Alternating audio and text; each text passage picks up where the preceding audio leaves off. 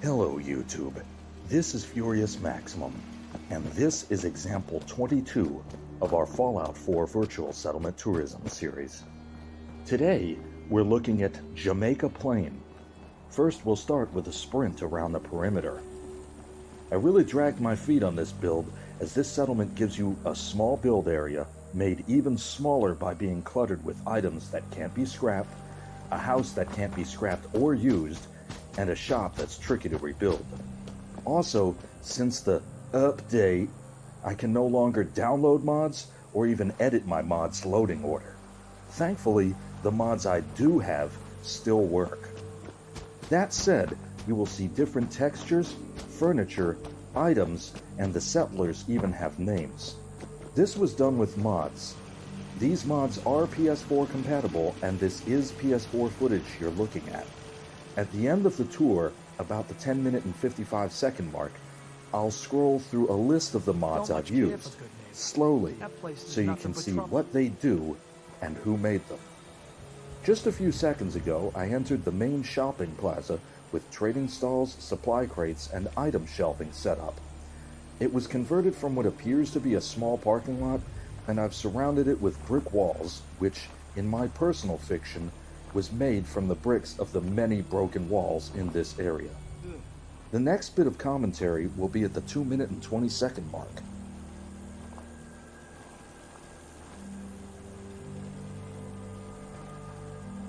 Crops been growing pretty good lately.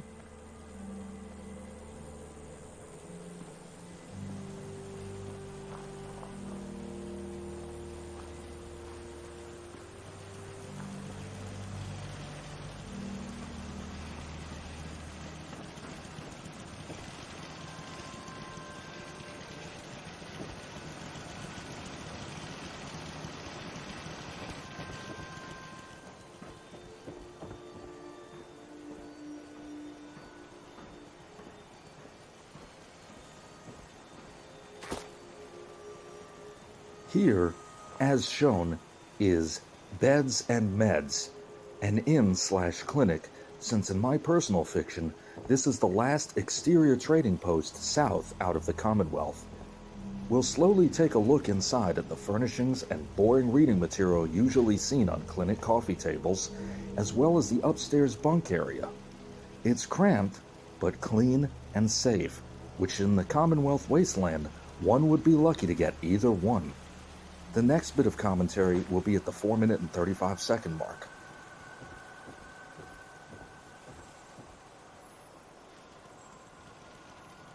Not many doctors around these days. Should let me take a look at you.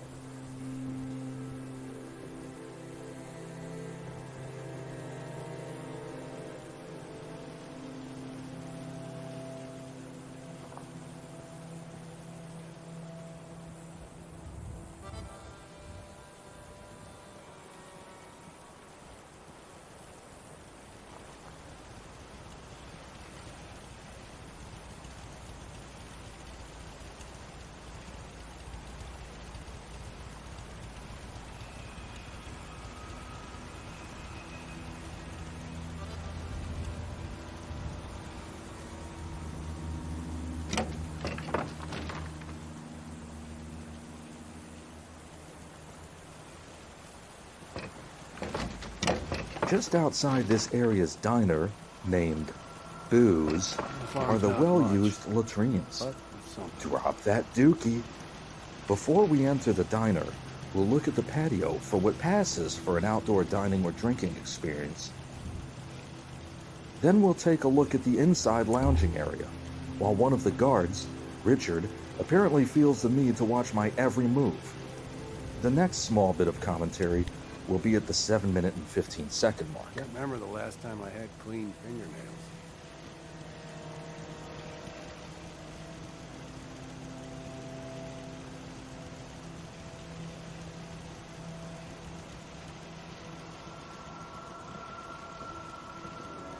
Yeah? Hope you ain't one of them synths, here to spy on me.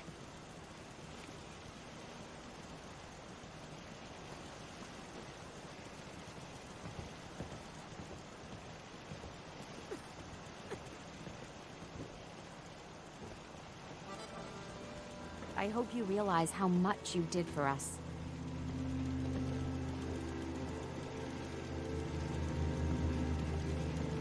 Out here, you gotta take things one day at a time.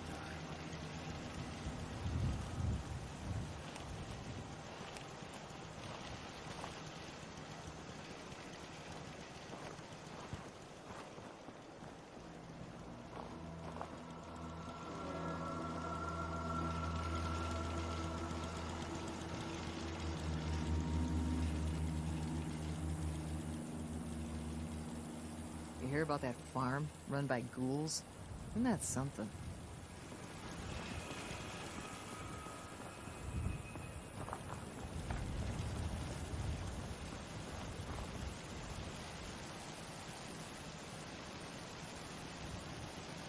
You know what I call a good day? One that ends without an empty stomach.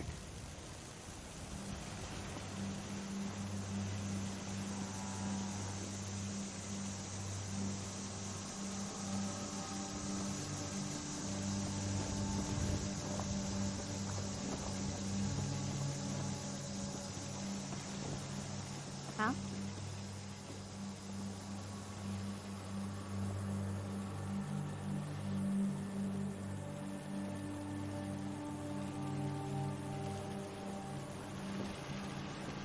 The resident bunk area was basically crammed into the upstairs. Since I managed to get 12 residents in this area, I at least needed to do it in a semi-dignified manner. Shit, there's a lot of people who live like this in real life now. Anyway, at 8 minutes and 35 seconds, you'll see the guard shack on the roof, but the next bit of commentary will be at the 9-minute and 25-second mark.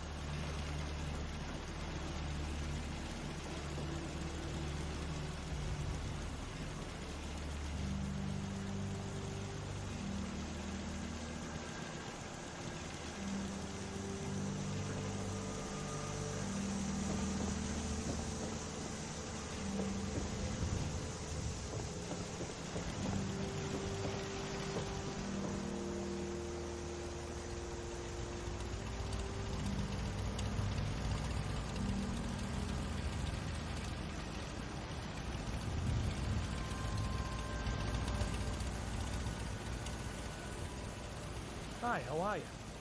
Here is the shop, which I've converted into an arms room, crafting workshop, and maintenance area. In my personal fiction, the floor in this room that looks, for lack of a better word, exploded, was due to raiders attempting to get at the floor safe. Otherwise, the workbenches are mostly to repair the arms and armor of provisioners on their way into or out of the Commonwealth on trading runs. The next bit of commentary which will also be closing commentary, will occur at around the 10-minute and 32-second mark.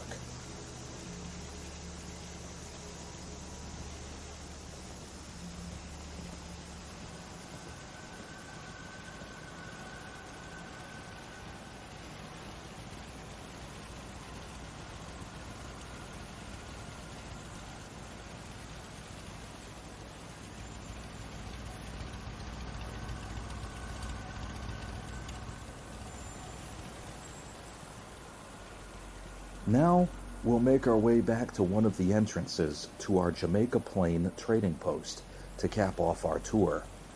Hopefully, you found this tour at least somewhat relaxing, or at least as relaxing as the Commonwealth Wasteland can be anyway, and that this gives you some inspiration to build your own settlements. Thank you for viewing. Thank you very much.